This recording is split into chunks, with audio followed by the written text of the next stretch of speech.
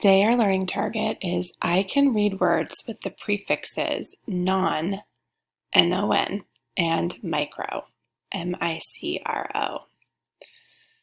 So remember that a prefix is a group of letters that goes together at the beginning of a word and it changes the meaning of a word.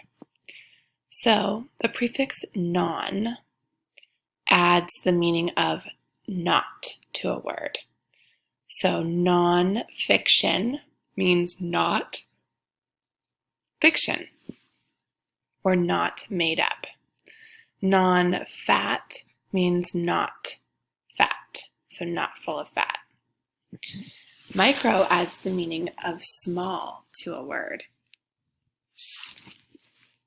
So microscope and microchip.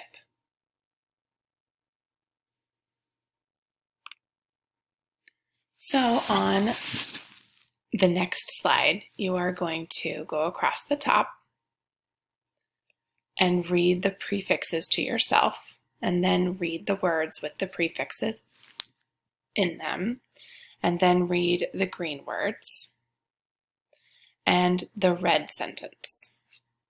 So non, micro, micro, non, micro, non.